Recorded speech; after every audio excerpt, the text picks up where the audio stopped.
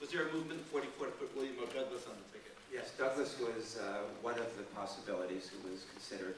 And he didn't have Wallace's appeal, and he also had a lot of Wallace's baggage. He was considered to be too liberal by the party bosses.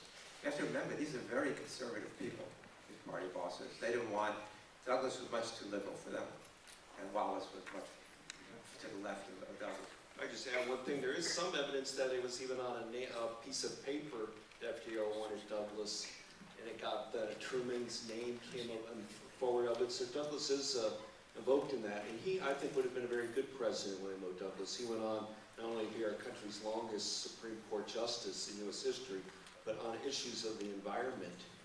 There was nobody in our country in the Cold War era who was more concerned about reining in chemical pollution, effects of nuclear testing and things than William O. Douglas. In fact, it was Douglas who pioneered to help Rachel Carson do Silent Spring, which about DDT and other pesticides, which is right now having its 50 years of Silent Spring. But like Henry Wallace, William O. Douglas were these great new dealers and great generation of people that FDR allowed in his government, which made all things Franklin Roosevelt quite exciting in the 30s and 40s.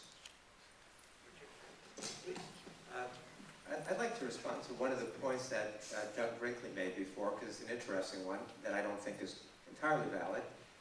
You're suggesting that we've got good guys and bad guys, and that almost in an unmitigated sense, and that Truman is one of our villains. I don't think we're demonizing Truman in the sense that you're suggesting. Will you show this at the Truman Library? I love it. Yes. You won't be invited, I promise you.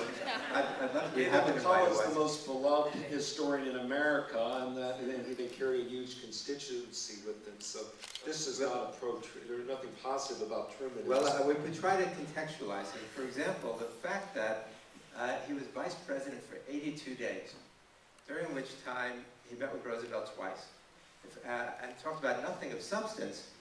When Truman did not even find out that we were building an atomic bomb. The people that had such little regard for him, nobody even told him we were building an atomic bomb until after Roosevelt died. And then that night, Truman learns about this. Truman was in a terribly difficult position. We don't envy him or simply castigate him. He was in way over his head, which he told everybody, and he had to face the most difficult, complex issues in the world. And so we're sympathetic to Truman. Truman's one of the most popular presidents in American history.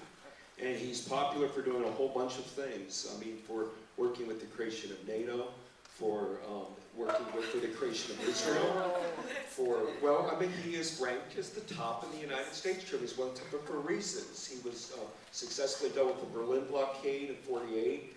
He helped reorder, we're living in Harry Truman's national security state, and for better or for worse, with the Pentagon, Air Force, and National Security Council, Joint Chiefs of Staff, and we go on and on and on. Truman accomplished a lot, and there's a reason why so many people like Harry Truman. I'm just suggesting, I'm an FDR person, but I'm just suggesting this film where you're going to get people talking about it is going to be you're tough on Truman. There's not, the only opening you're giving him is he was a knave. And many people say he was a very decisive and important, hugely important president. Maybe most people think Truman did many of the things correctly. I'm not saying I do, but his stock is sky high. Doug, this is chapter 4, and we are going to, we are showing that there's nothing wrong. There's no facts that are wrong. Yeah, no. I mean, if you've done something noble, believe me, we're not looking to cut it out. You don't see it. Well, I mean, the nobleness, the nobleness for people would be that he won World War II, that he defeated Germany and Japan. That's why people, he's considered a successful commander. Certainly something different than actually having done it. We show how it was done, and we show the Roosevelt-Stalin policy. I don't know that Truman deserves credit for winning the war in Japan. I don't.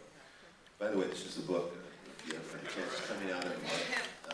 I just want to thank Simon & Schuster, who also was here tonight. Simon & Schuster and Showtime have played a huge role in this, and this is on October 30th.